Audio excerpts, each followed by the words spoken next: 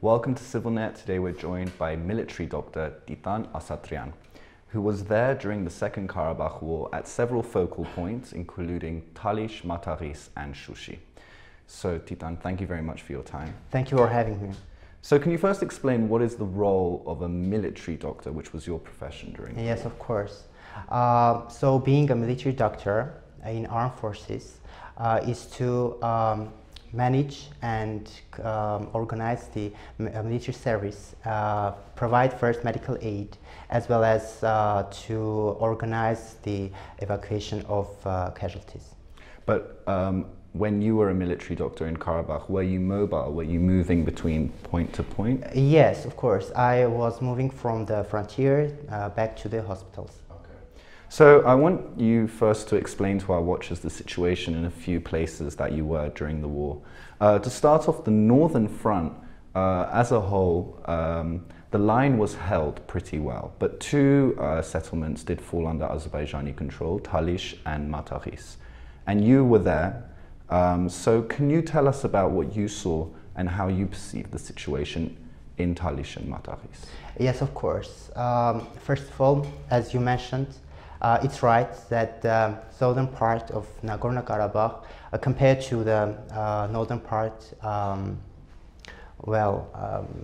was not well defended. However, for the first 10 days, we lost both Mataghis and Talish, and that was knockout for us. These first 10 days, but hopefully we could manage. We managed to recover fast and to resist the further advancement of the enemy. So I wanted to ask also about Mataghis. Talish, I've heard that during the April War, the 2016 April War, already most of the inhabitants had moved out. But in Mataghis still there was people living there. From what I understand, there is a reservoir, which was kind of where the line was cut. So it was in the early days of the war. When that happened, did it become clear in your mind that the war was really going to escalate into something much worse? Yes, it was much more clear. When war started on September of 27th, we already knew that it was going to happen, and we somehow prepared to that. And the civilians were moved out of Mataghis in the first day and back to the Yerevan or other provinces. You were also in the locality of Shushi during the final days of the war, and I think many Armenians are still unclear about what exactly happened in the last days of the war in Shushi. So when you were there, how did you perceive the situation? Was it really as chaotic and disorganized as a lot of people have said? Yes, it was chaotic. I was there during 5th, 6th and 7th of November 2020. When, there was a situation where on 6th of November, some people stood there facing the fire, and some run hiding in Big Daddy's pockets, but when we went to Shushi on 5th of November, we stand there by those who were fighting, continuing to fight. On 6th and 7th of November, we were completely in ambush, rather not in ambush, but in the full offensive. We were trapped in a narrowing circle because all sides we were surrounded by the concentrating forces of enemy's forces, and the situation was too much volatile and chaotic, yes. And I think oftentimes people in Armenia followed the war on quite a daily basis and did receive a lot of information which some abroad did not get, I think partly due to the language barrier. And many, I think, also look over the medic's perspective. I've spoken to people who served in active combat, for example, in the British Army, who spoke about PTSD and other conditions. What do you think about the situation regarding mental health attention for servicemen in the context of Armenia? Yes, it was truly devastating. I remember when I was in Shekhet, it's the village in the southern part of the Second Karabakh, and me and my driver, vehicle driver, whose name is David, we were out of forest, and we went into the fields, and in distance I descried a gleam of light. Supposedly it was either tank or another heavy artillery, but as we approached to the point, it became clear that it was burning tank. There were 4 casualties, and the last one was 20 years old boy, soldier. He was lying down on the ground and bleeding from all extremities except for the right arm, and his neck also was injured, and trachea also was perforated with the shrapnel. So he couldn't move, he couldn't make a sound, he was silent. But also there was a man who was kneeling down next to that boy, yelping and I think lamenting already his death, and crying, saying that, "Doctor, please save my son's life, I implore you, please." And I tried to somehow to sober him up and do my work as well, to provide first medical aid.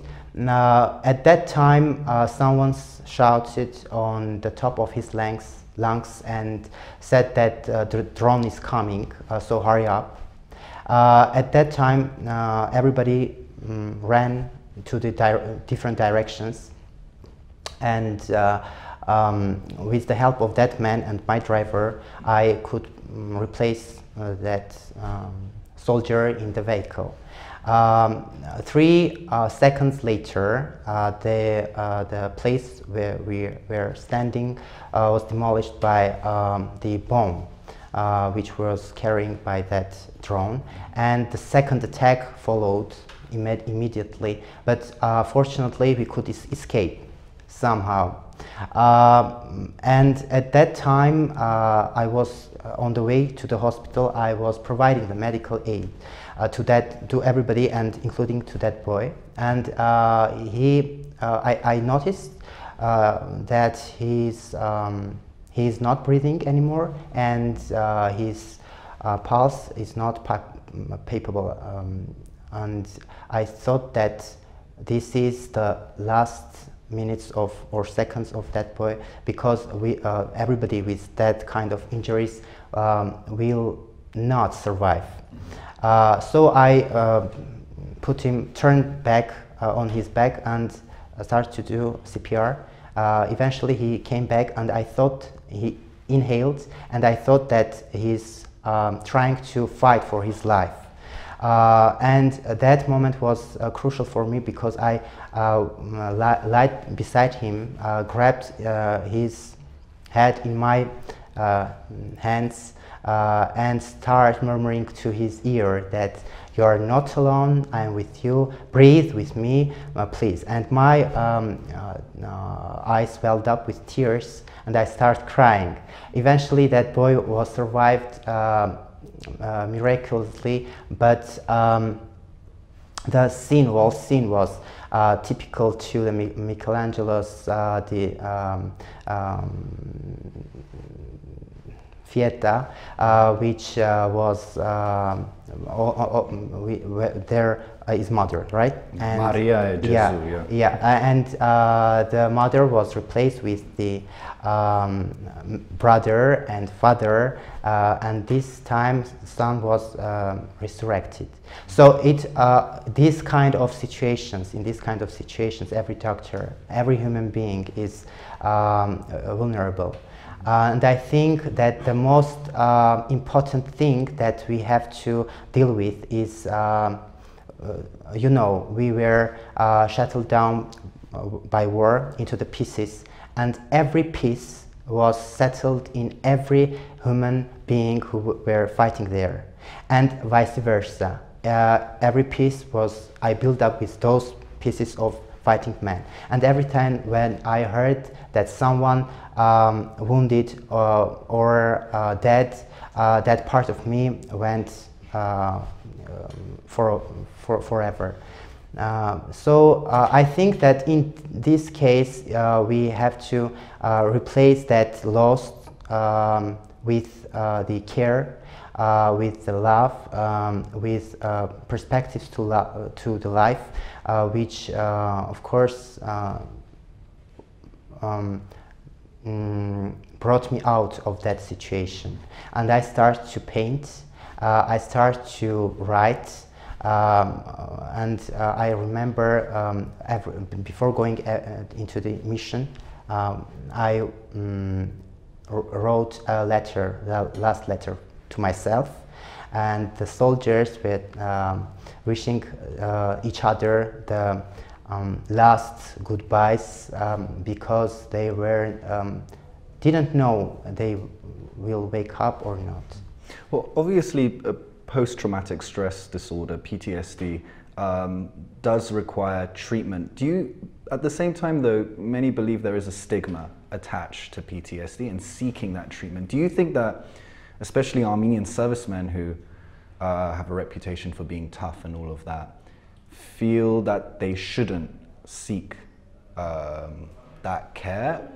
And at the same time, do you think that is changing? Do you think people are more comfortable now to say, I need to seek therapy, I need to seek mental health attention? Of course, you are right, there is a controversy of that, but I promoted all my soldiers that there is no need to be stigmatized or not feeling well to go to the specialists. You are right, we have that kind of issues all over the world, not only in Armenia. But what we have here in Armenia is, I think, more caring families, because we are attached much more to our families and they help us.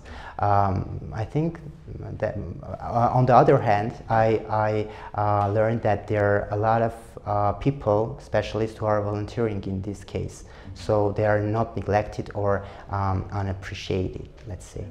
And finally, I'm interested in the opinions of servicemen and women when it comes to Armenia's situation, as the consequences of all matters do in a way fall on their laps. From a distance, maybe from Karabakh or from Armenia, they can observe the political crisis, polarization, and I feel that many Armenians need to better understand this perspective. So when you see, for example, personally, Armenia in the grips of a political crisis straight after a catastrophic war, what goes through your mind? What do you think when you see these things? First of all, it was quite hard for me to see what's happening back here in Yerevan especially, but after all I start to ignore those events, because eventually I found that there is two ways us to go for our nation, either to the prosperity or to the destruction, and we choose what direction we are going to go. And from that perspective, I think nowadays that we are getting out of that chaos already. and people are wise, I think, and they eventually can understand what happened. And let's don't forget that those soldiers are representative of those families, and they have their connection. As a serviceman, I saw what the government tried, and in his best to win the war. But only that attempts are less, I think, because every human being who were there should have fighting for his motherland as well, that with this eagerness. Well, Titan, thank you very much for your time. Thank you too. Thank you for joining us on CivilNet.